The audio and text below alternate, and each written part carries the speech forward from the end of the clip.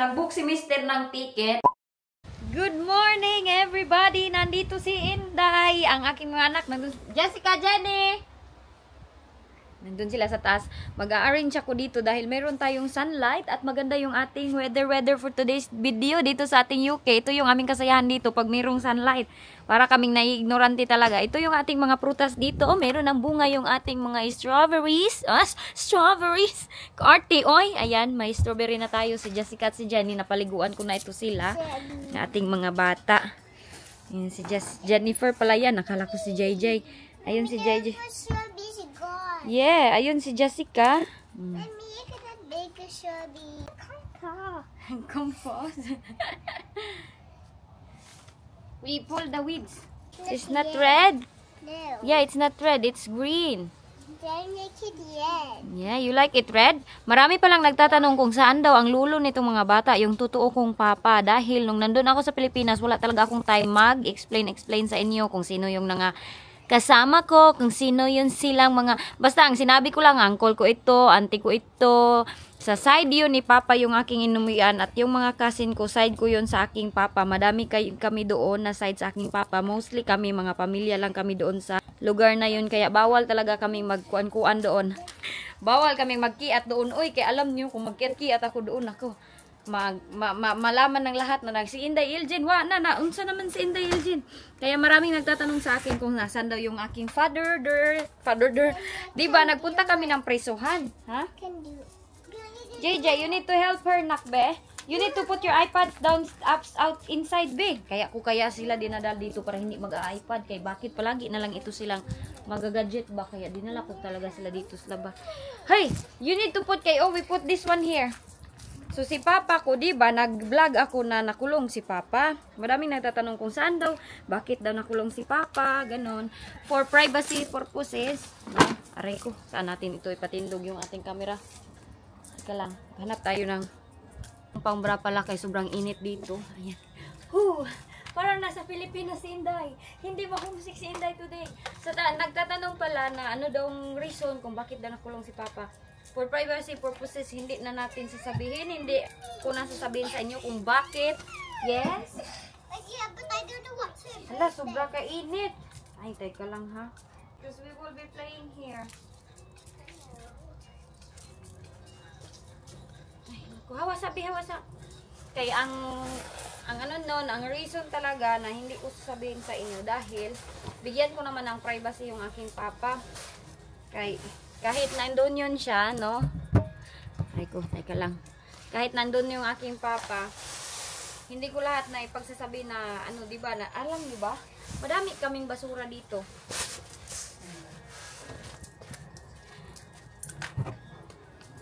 Teka lang. Si papa ko is, anong tawag dito, oy? May reason talaga. Help again. Ha? I need help again. Help again?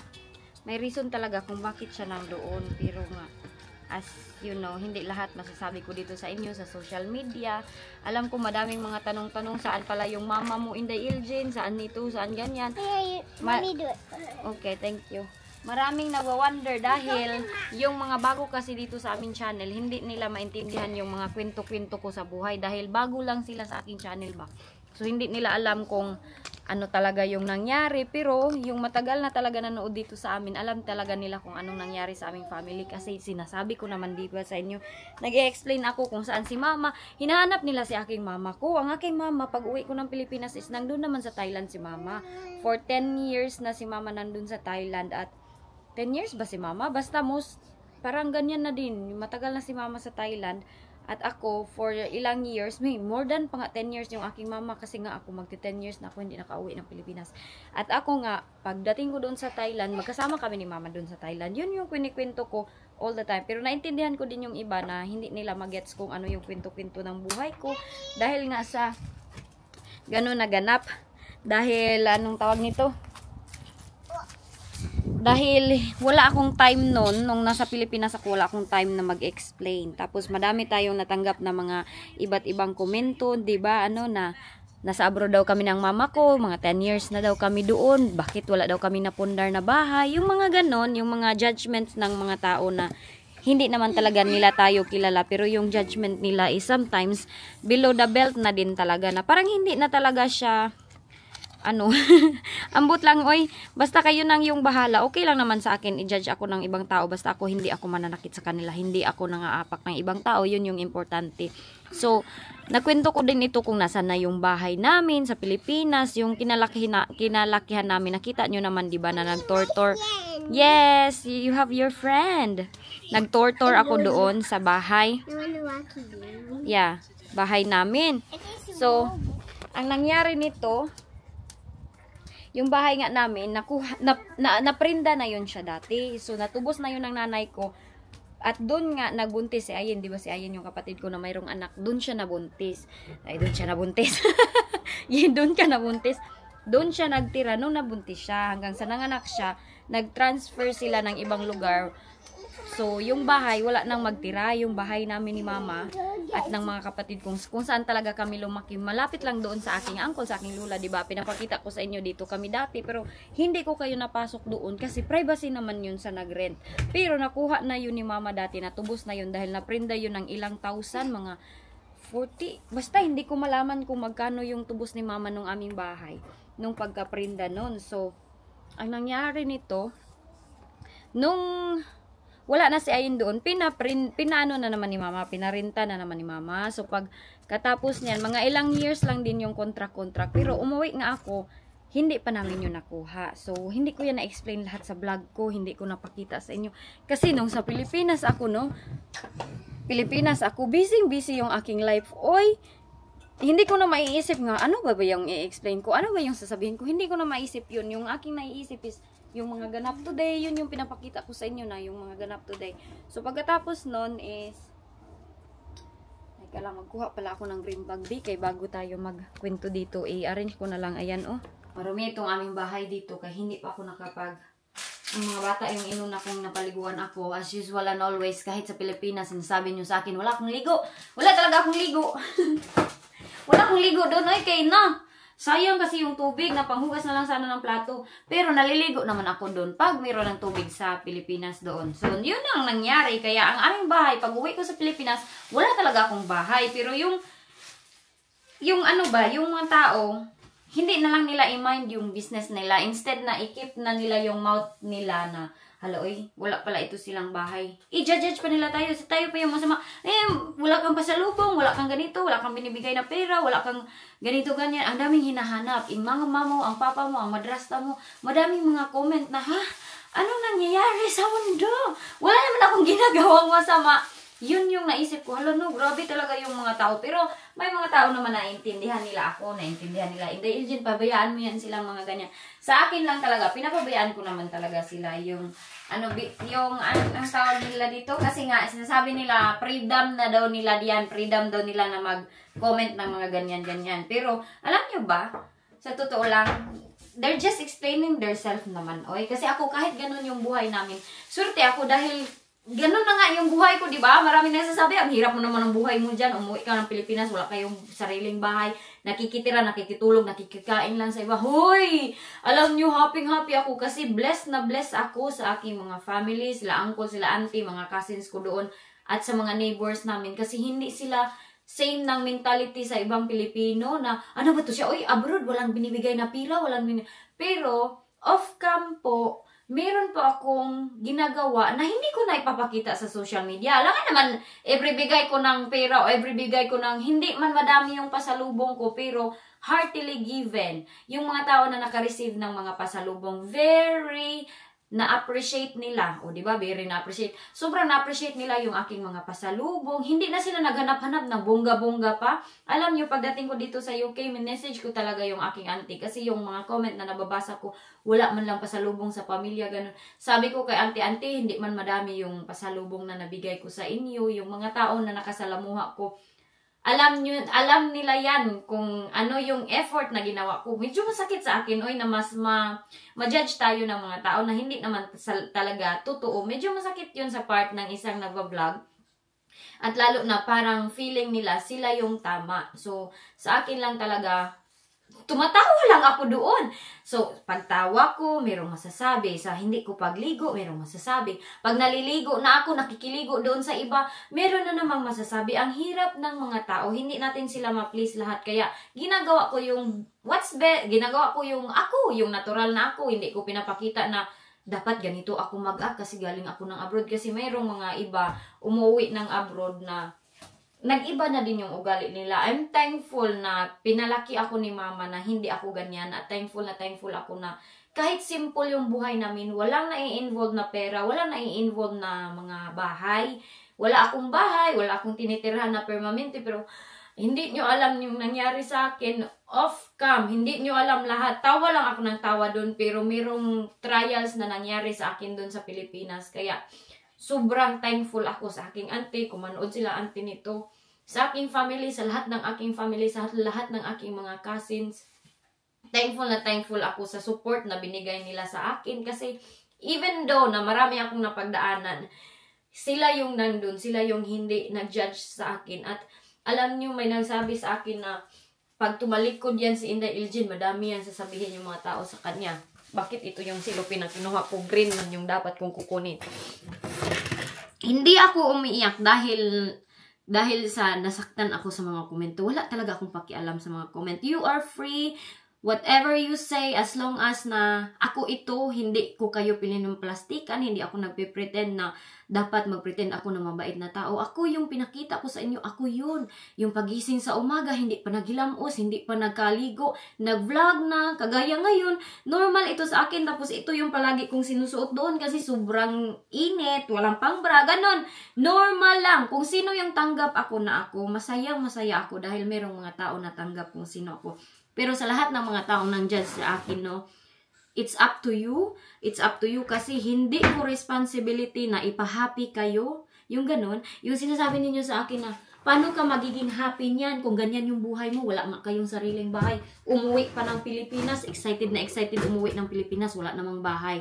Hoy! It's none of your business. Ang happiness ko is based sa aking totoo na happiness. Alam nyo, pag ganyan yung mentality natin, hindi talaga kayo magiging happy kasi you are trying to compete your life. Merong nag-aano sa akin, nagko-comment na mabuti pa si ganito, ganyan, umuwi ng Pilipinas, merong malaking bahay, si ganito, ganyan, umuwi ng Pilipinas, maraming pasalubong. Alam nyo ba? Ako, umuwi ako ng Pilipinas, simple na simple, pero nakita ng ibang mga tao kung gaano ako ka-happy. Yun yung importante, hindi dahil gusto ko kayong ipahappy, yung ibang hindi masaya sa comment section, gusto ko kayong i-please, hindi. Kasi kahit anong gagawin ko, kahit magbili pa ako ng maraming mga pasalubong, yung mga gadget ko, dinamay pa ng iba na gadget lang ang dinala, hindi naman nadalaw si mama niya. Nasa Thailand kasi yung mama ko, ay, nasa Bajad, ay.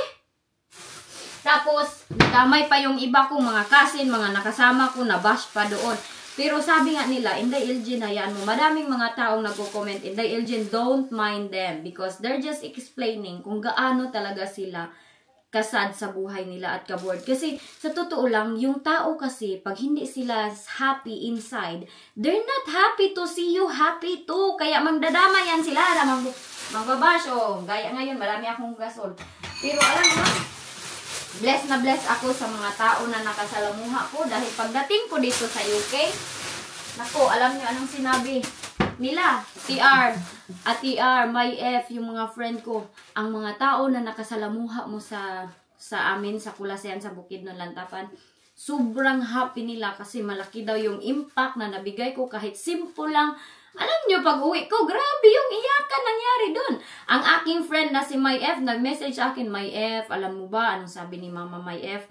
Ang happy-happy daw ng mga tao doon na nakita kanila kasi never ka daw ng bago. Yun din yung sabi ng nanay ng friend ko. Madami sila nagsasabi pero hindi lahat nga nakikita natin sa camera. Ang tao kasi, nabibase nila yung ganap sa 20-39 minutes lang na live na isang tao. Hindi na yan lahat. Oy, yung lahat ng mga ganap off cam, hindi na. At kung magbigay ako ng pera, example, ganito. Sige, may umuwi. Babalik tayo dito. Ay, ang dalawa kong mga anak nandito. Laro na naman sila sa loob. Sabi ko sa kanila, maglabas para maglaro. Gaya nito, merong uuwi, no? Merong uuwi sa Pilipinas, tapos sobrang sosyal, sobrang nagbago na. Ganon. Iba na naman mag-comment ng ibang tao na umuwi lang man yan siya dahil manghinambog. Kung umuwi ako na meron akong pinatayong malaking bahay, ang comment ng mga tao, umuwi lang naman yan para maghinambog. Umuwi lang naman yan kasi para ipakita yung bahay nila na iba't iba yung komento ng ibang tao. Hindi natin talaga ma-please lahat. Kahit anong gagawin ko, yun yung sinasabi ko paulit-ulit, kahit anong gagawin ko, hindi talaga natin ma-please yung ibang tao. Pag umuwi ako na meron ako madaming dala, hambugira kayo. Si Inday Hilde na hambugira. Pag tawa ng tawa, magagalit. Pag iiyak naman, magagalit. Unsa naman mo ay? Alam niyo, mahirap yung mag-vlog. Uy, hindi easy mag-vlog gani kayo tapos i-judge kayo ng ibang tao. Nako, pag hindi kayo strong dito sa social media, wag na lang. Dahil pag sagutin mo yan sila pa yung magalit, mangwinta pa yan, magkuan pa yan sa inyo, mag-count on na. Dahil sa amin meron kang sahod, dahil sa amin kuan, dapat hindi ka sasagot sa basher, dahil sa amin meron ikang sahod. Ganon bitaw na mga mentality. Maano naman ako no, sobrang thankful talaga ako no. Pero yung mga heart feeling, ang mga ano bitaw kung iba na lang sinasabi, hindi na din siya tama do. Pero bahala kayo, magyaw-yaw kayo diyan oy, kung kahit isang papel pa yan. Dito pa ako sa UK, niyayaw-yawan nila ako. Wala yang pira kaya hindi yan makauwi ng Pilipinas. Kung ano-ano na lang. Alam niyo ba kung magkano yung gastos mag-uwi ng Pilipinas kung grabe kayo man dyan? Ako, kung i-explain sa lahat. At ito pa sasabihin ko sa inyo. Kung palagi kong i-vlog na magbigay ako, patay, kita na pinuod yan sa likuran. Ayaw pa bulan mo, in taon. Happy pa naman ako na mayroon tayong sunlight today. Ito pa, kung iba-vlog ko lahat ng ganap na magbigay ako ng pira sa aking auntie, sa aking uncle, kung saan ako nakitulog, kung saan ako nakikain, matutuwa kaya yung iba na wala kadagalaw i-vlog. Kailangan pa talaga i-vlog yung pagbigay ng chocolate, pagbigay nito, pagbigay gan. Wala daw akong pasalubong. Meron naman akong pasalubong. Oy, meron akong pasalubong kaya lang hindi na importante na i-vlog pa ibigay. Sa pagbigay ng chocolate, kailangan ko pang i-vlog. Auntie, i-vlog ko pa talaga lahat para makita na ako yung mabait na tao, para makita na namigay talaga ako ng chocolate, ganito ganyan. Yung nakasama ko sa beach, sinabi pa nila na kawawa daw yung dalawang bata dahil walang chocolate. Alam nyo ba, pag off-cam ko nun, binigay ko sa kanila yung chocolate. Sa kanila may mga pangalan. May mga pangalan yung mga binigyan ko. May mga pangalan yung chocolate. Lahat talaga may pangalan yung binigyan ko. Hindi man ganun kadami. Pero at least, diba? Tapos chocolate kasi yung happiness ng mga tao doon. Chocolate.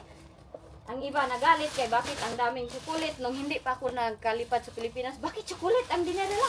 Bakit hindi kape? Ganun ba ng mga ugali?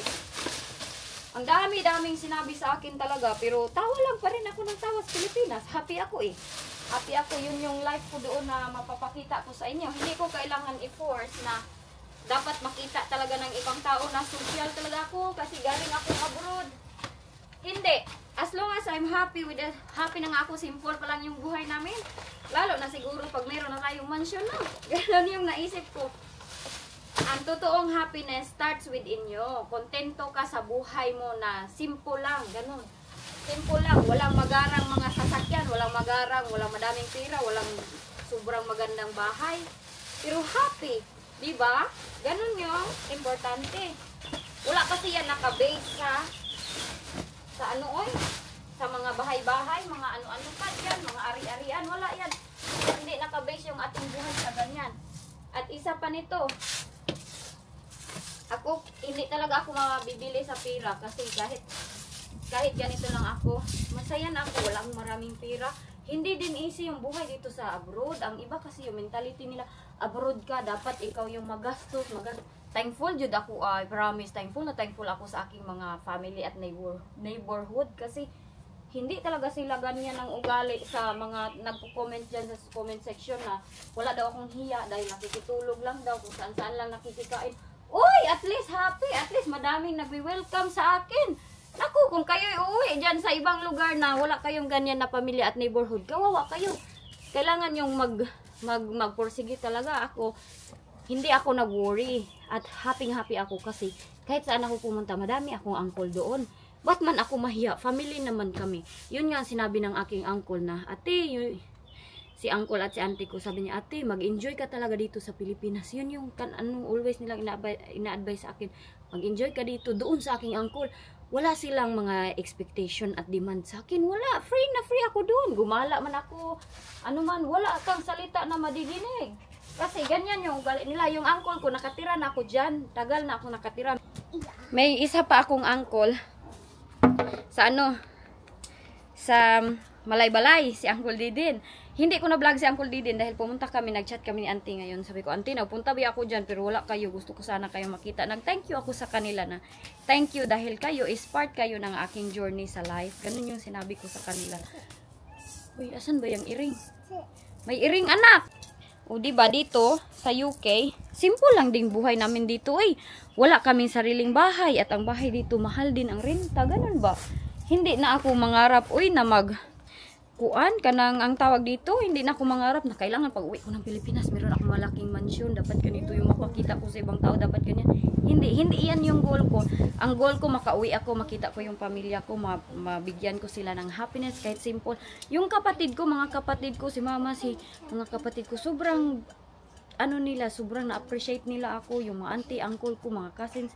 Maliit lang yun ha, pero sobra na nila akong na-appreciate.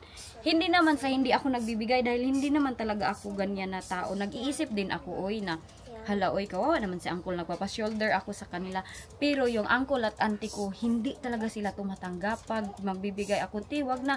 Nung pumunta kami ng beach, meron pa akong explain sa inyo, meron kaming dibang vlog na pumunta ng beach, yung kasama ko na yung aking family kasi the first time kami pumunta ng beach is mga uncle ko yun, neighborhood namin yun. So close na kami nun, mga bata pa, pero na lang yun sa iba silang B-boy at yung kapatid ni Sheila dahil hindi pa yun siya, wala pa yun siya dati hindi pa siya napanganak. So close na kami lahat. Pagpunta namin ng beach, si uncle is nag-stop siya sa sa yung fuel station, ganun.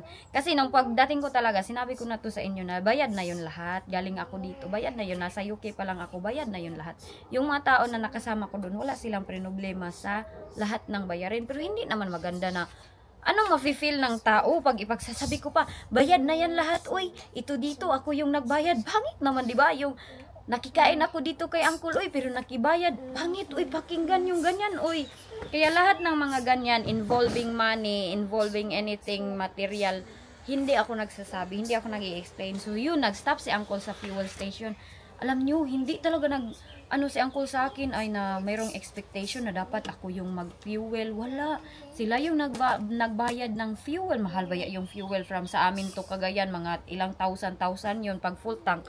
Wala. So sabi ko, grabe Lord, kahit wala akong bahay dito sa Pilipinas, kahit wala akong magarang buhay, bless na bless ako sa mga tao dahil hindi sila yung mga taong kagaya nga sa comment section sa baba na kung ano-ano lang iniisip, kung ano-ano lang ini-expect, mahiya ka naman sana, magyaw-yaw pa. Kung ano daw kasing lalabas sa bibig ng isang tao, yun yung ugali nila. Kaya thankful ako, hindi kayo yung mga neighborhood ko na yung nagko-comment sa baba. Thankful ako, hindi kayo yung family ko at neighborhood ko kasi alam ko bless na bless ako sa mga taong nakakasalamuha ko sa Philippines. Bless ako sa kanilang lahat talaga. So, diba? Ganon yung happiness ng isang tao. Magkontento lang tayo sa simple na buhay. Merong madaming nakaintindi sa akin, yung mga nakatira sa province, yun, naintindihan nila ako. Inday Elgin, intindi ka namin. Kasi kami dati, ganyan din yung aming buhay, Inday Elgin, ganon ba? Simple. Hanggang ngayon, kahit nandito na ako, yung iba, grabe yung expectation. Hala, galing yan siyang UK. Mahiya nga ako pagsabihan nila na galing daw akong UK. Sabi ko, ay, nako, lugar lang yan. Pero pagdating doon, same lang pa rin. Uy, hindi ganun kagara. Kay, uy, naningkamot ka, pa rin, kayod pa rin. Hindi meaning na nasa abroad ka, madami kang pera, kaya mong bayaran lahat. Pero, I hope, pag nagiging mayaman ako, makabawi ako. Naman talaga ako madamot. Pero ayaw ko nang malaman nyo, uy, na magkano yung binigay ko sa aking uncle, ganito, ganyan. Ayaw ko nang ipagsasabi. Pero nakasabi talaga ako nung last time na, yes! It's my sweetie. I don't know if you have sweeties, anak. Do you have? Maglilinis ako dito kay... So si papa ko, nagpadala ako ng sulat sa aking papa kasi... gusto ko din sabihin sa inyo kung ano yung nangyari doon sa prisuhan. Bakit hindi ko kaya nadala doon sa prisuhan? Bawal ba magdala ng kamera sa prisuhan? Ug mapriso uroy ko doon kay nagdala ako ng kamera. Tapos, limited lang din yung tao, 5 lang yung makapasok. Si auntie nun is very excited siya na makapasok kay makita yung reaction ko. Si auntie at uncle, hello, hindi kami nakapasok. O, 5 lang yung pinapasok. No, the apple's gone. So, si Papa yun. Pagdating talaga namin sa kulungan, is si Papa, sinurprise namin. Hindi niya alam na nandun ako, hindi niya alam nandun yung kapatid ko. At hindi niya alam na mayroon siyang dalaw kasi for 9 months walang dalaw yung aking papa doon sa prisuhan. Wala siyang, ang tawag dito, walang dumadalaw sa kanya ba? For 9 months ha, wala talaga ni. So sabi ng aking uncle, hindi yun mag-i-expect kasi si uncle din, busy din si uncle, mayroon din yun siyang family. Yung ibang family ni papa, hindi ko na din masasabi sa inyo kasi privacy na din yun nila. So, walang nakadalaw kay papa. Si Lulu, busy din naman si Lulu sa kanyang asawa, sa kanyang farm. So, hindi always makakadalaw. Pero that time, what? House. That time, si Lolo, ay si Papa, meron siyang dalaw. Sa Saturday, nadalaw na siya nila uncle. Nung Saturday, sabi ni uncle, nadalaw namin si Papa mo. Tapos yun, unexpected lang yung pagdalaw namin. Yes? JJ, get the sweeties of Johnny B. Nadalaw namin si Papa noon na hindi talaga siya nag-expect. Tapos tumago kami sa gilid ng table. Yun yung ginawa namin. Nagtago kami. So pagtago namin, mga ilang minuto pa, mga 5 minuto bago siya dumating. Kaya tatawagin man yan sila. So sabi nila, dahil dyan, bakit ako proud na mayor si Papa lang sila? Proud ako. Oy, kay bakit? Hindi ba easy makakuha ng posisyon dun sa prisuhan? Proud pa din ako. Kahit ganun ang aking Papa, di ba? Pero hindi ko masasabi sa inyo, bakit nga nakulong yung aking Papa. Yung papa ko, neighbor lang namin yun, si Uncle Bird. Neighbor lang namin yun, kaya tinawag ko Papa yun siya kasi para ko na din yun siyang Papa. Pagdating doon, wala, si Papa, tapos si Uncle Noel sabi niya, Do, meron kaming surprise sa'yo. Doon na, pagdating ni Papa, pumasok siya sa, meron kasing isang room doon, lahat ng dalaw. Pagpasok niya, doon na kami, ang aking kapatid at ako, hinag talaga namin si Papa kasi, oh, good job. Kahit ganun yung ating papa, no, alam ko madami ako nabitawang mga salita dati about sa aking papa, na yung ganun yung nangyari sa amin, naging broken family kami, wala na kaming bahay. Alam nyo, no one expected na ganito yung mangyayari sa aming family, dahil yung aming family dati, yung perfect family na makikita nyo na happy lang talaga.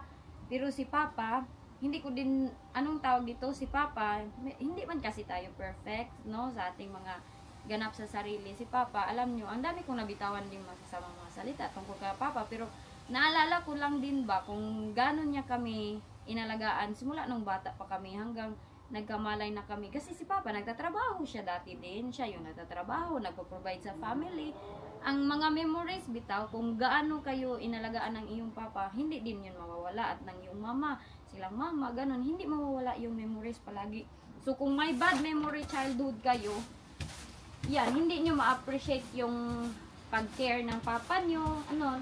Pero kami kasi ng aking kapatid, palagi naming nare-remember ba kung paano yun siya. Kasi dati manguha kami ng mga prutas, pagaling niyang trabaho, magdadala yan siya ng mga prutas, yung para talaga siyang si Wayne. Ganun yung ugali ng aking papa. Kaya, nung pagpunta namin sa prisuhan, is, alam ko hindi lahat matutuwa sa aking sasabihin, pero ito kasi yung katotohanan, ito yung realidad ng buhay. So, hindi perfect ang lahat, hindi tayo perfect lahat. Meron tayong magagawang kasalanan. Ganun. Pero, kung magtanim tayo ng hatred sa ating papa or, diba, sa ating family, ano, pangit, pangit mag-hatred tayo sa kapwa natin at pangit kung mamuhay tayo na ganyan na lang palagi. Na, hindi tayo magiging happy. Ako kasi gusto ko lang na magiging happy lang ako. Simple yung buhay namin pero happy. Ganun, wala nang mga expectation, na dapat marami akong pera, dapat ganito, ganyan. Bakit ako nakapag-asawa ng puti na wala naman itong pera na hindi ganyan. Kasi ako kung ano yung meron kami ngayon, appreciate ko. Sometimes lang talaga na depress ako sa weather dito sa UK. Pero ngayon, happy ako dahil nakita ko na may blue sky, merong ganito. Parang Philippines din yung weather today, medyo hindi ganun kainit talaga, pero happy ako dahil isa din dun aking mga anak, nakasama ko na sila ulit, ganun. So, yes! Ako nakalinis na ako doon, ang dalawa, tignan nyo. Oy! Unsing ginagawa ninyong dalawa? Ha? Anong ginagawa ng dalawa? Nagkaon og sweets. I don't want this. I don't want this. Yeah. Turn it and put in the bin ka. Si Jenny ba, nagbalik na naman yung kanyang ano, sa ano daw to? Sunlight. Sa sunlight yan yung kanyang. Tapos meron silang sipon dalawa. May tanong ako sa inyo ba? Ay, pastulan ang aking bra. May alis tayo, guys. May alis. Si Inday. Alis naman si Inday. Boobs.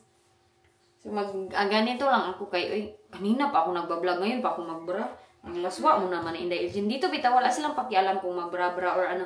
So, marang mga nagsabi sa akin na, dapat nga daw, sa Pilipinas, meron daw kaming bahay. Meron lagi kaming bahay. Uy, madami kaming bahay sa Pilipinas. Pag ganito lang kasi, no, pag abroad tayo, madaming expectation yung mga tao, madami silang nasasabi, madaming mga judgment. Pero, alam nyo ba, uy, hindi ko din mag-gets. Yung iba, magagalit sa akin. Wala naman akong ginawa sa kanila. Yung ang dami nilang galit talaga. No? Parang, hala, uy, nasabi din ng ibang mga comments, huy, napano ba kayo? Bakit inano ba kayo ni Inday Elgin? Bakit sobra ang galit nyo talaga? Grabe yun. Hindi ko talaga yung in-expected yung mga comment na magaganon. Hala, bakit di? Uy, anong nagawa kong kasalanan? Yung makakatanaw ako sa sarili ko ba? Anong nagawa kong kasalanan sa kanila? Kaya yung galit nila umaapaw na parang below the belt na parang na nilang saksakin. Ganon sila mag-comment. Hala ka, baka sabi na lang ako, hala ka, ganito na ba talaga yung buhay ng iba? Kung ganon sila makapagsalita. But anyways, kuan muna ako dito, ang tawag nito? Marami pa akong mga ganap sa buhay. Ganap sa buhay ni Inday. Pero hugasan ko, i-ano ko muna itong ating trapo. Dahil yung ating CR, kailangan ko na din itong kuanan. Gusto ko magpunta doon sa... Ayan, wala ako ng cellphone today. Yung aking cellphone is nandito sa giliran. JJ na! JJ na! Pero yung aking mga anak, puro lang ito mga iPad. Gusto ko silang lumabas. Ay, ayaw naman din nilang lumabas. Magliligpit ako dito sa bahay. Ang mga bata, sometimes nakikipaglaro yan sa akin. Pero ngayon, iwan ko ba iba yung moods nila. Wala sila. Oh, ang ganda pa naman ng ating sunlight dito. Ganito ka-fresh yung ating UK weather. Na para naman itong sobra-sobra po itong UK weather. Sometimes may ganito, sometimes wala. Gusto ko yan dyan linis yung power wash. Kaso ang power wash namin nandito sa likuran. Oh, andyan sa loob. Yes, nak. Nandyan yung power wash natin. So, iwan ko ba nito? Ano yung dapat natin gawin? Kailangan ko itong pulutin. Oh, yung aking blueberry, hindi kami nag-expect na babalik yan siya.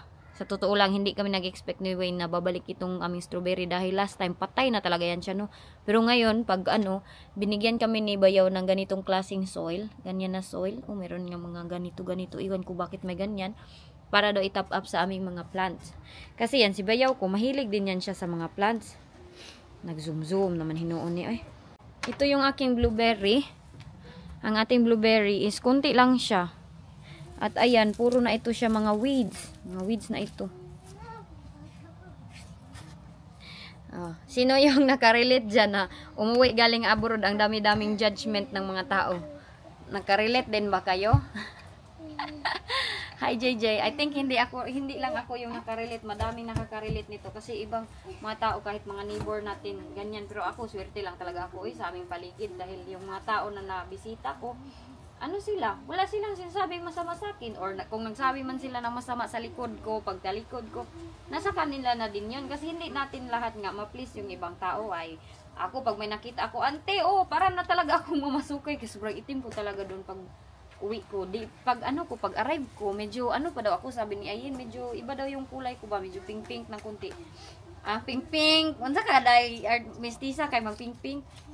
Pero nung pagligo namin ng dagat, doon ako imitim kay di ba? Yun yung pangarap ko na mag-itim talaga yung aking mukha. Hindi ako nagtabon-tabon ng ano-ano doon kay hindi ako takot ba na mag-itim kasi dito nga sa UK, pag ikaw ay maitim, ganito yung kulay mo. Ay, para kang Barbie doll dahil tingin nila sa iyo. Para kang Barbie doll, hindi kagaya sa atin na pag maputi yun yung maganda sa atin. Dito sa kanila, pag morena ka, halaka. Kaya pag ganitong weather, lahat ng mga tao sa UK, lumalabas yan sila, parang nagsiselebrate. Doon sa Pilipinas, ako lang naglakaw-lakaw na ganun mga oras. Can you help mommy pull the weeds? Merong blackberry, ay dito yung, tawag dito, wild blackberry, pumasok sa aming ganito, fence. Kaya kailangan ko din itong kunin. Ang ganda bitaw ng sunlight. Uy. Hala, uy, promise. Sobrang saya ko sa sunlight. Igno na talaga inyong inday. Oh, ilang days pa lang, di ba? Nakauwi ako galing Pilipinas. Pero ngayon, igno na naman ako. Dahil ini. Pilipinas, palagi tayong may sunlight. Okay, put it in there. Palagi tayong may sunlight sa Pilipinas. So, hindi talaga palaging umuulan. Yung alam niyo, yung wet, dry season and cold, naku, ang hirap talaga sa imagination. Ang hirap sa katawan ng isang tao. Kagaya lang din dyan sa Pilipinas na hindi na ninyo ma-appreciate yung weather na ganito, yung mayroong sunlight. Kasi nga, palagi nating na-experience dito naman. Palagi kaming cold, wet, tapos ulan, ganun. So, silang inday din, happy-happy din itong aking mga anak pag mayroong mga ganyan na mga sunlight. Ito, oh, that's blackberry, anak. It climb over the kuan. This. Ayan, oh. Kailangan ko yan silang pangkuhain. Kay bakit? Ito, matinik kasi itong blackberry. Ano lang to siya? Wild. Ayaw ko ito siya dito sa bahay. Uy, kay bakit? Kahit mamunga pa yan siya. Madami kasing blackberry doon sa likuran. Mahal ba yung blackberry dito? Yung wild kasi hindi ganun kasarap. Pero yung... Ayan, may sipon itong inday natin, Jessica. Hello, inday. Ganda ng weather natin today, Dino. Ha? There's dust in your hand? Si Jenny nandun sa loob. Ano si Jenny? Allergic sa ating sunlight. Kawawa si Inday. Ano siya? Mas dumami pa yung eczema niya. Sobrang nangangati siya every night. Ito yung aming maple tree. Ang laki-laki na. Yes, Nak? You know what's a heat rash? Heat rash? Oh, is that what Jenny have? The heat rash? Oh, no. How about you? Do you have? Where is it yours? I don't got one. Di ba si Inday? Ito, mahal na ito ba? 100 pound na ata itong isa nitong kahoy namin, ha? You know what it is? Yes, it's a rashes when you under the sun, the heat. Is it? Yeah, Jenny got that. Huh? That's what Jenny got. That's what Jenny got? Oh, heat rash. That's why Jenny never go outside. Hala, parang may Muslim nag-prayer, Nak. Hala. It's a Muslim prayer. Wow! Nak, ang dami-dami na, Nak, oh. Dami-dami. Strawberry. Do you like to eat strawberry, no? Ikaw pa? Sobrang paborito nitong strawberry. But they're fruit. You have fruit? Are you excited to go in the Philippines? Are you excited to go in the Philippines? Nah, are you sure? But I want to go on the airplane. Any plane? Manakit imong lubot, Nak. 6 hours plus 9 hours airplane plus Pilipinas. Uy, may cherry. Hala ka, Nak. There's a cherry. Pero alam nyo anong maganda pag nasa abroad yung nasa UK or ano ka? Yes. I see a red one. Yes, Nak. There's a red one. Parang ano ba, dalawa yung life mo. Meron kang life dito sa UK, iba. Tapos pag dating Pilipinas, iba din. Dalawa yung life mo na na-experience. Yun yung maganda. The rocks is burning me. The rocks burning you? Ayan. Sige, oy, salamat sa inyong pagpanood. Oy, dito na lang kami ni Inday siguro. Kaya, oy, mahaba na itong ating video, anak. Say thank you, anak. Say thank you, everybody. Why? Oh, nasa ilalim ng kahoy. Nak, it's so nice there, Nak. You're under the tree, that tree. Ay, nandito na si Inday Jenny, oh. You're playing? Naglalaro yung ating mga bata dito under the sun. Under the sun. Jenny got heat rash. Under the sun. Yes, Nak. She have very, oh, see? Ang dami-dami niyang heat rash ni Inday Jenny natin. Kawawa naman, oy. Pero yung kanilang mga buhok, nag-change yung kulay ay pag mainitan. Ayaw pula kayong mga kuto, anak. Ayaw pula kayong kuto. Ayaw. Diba?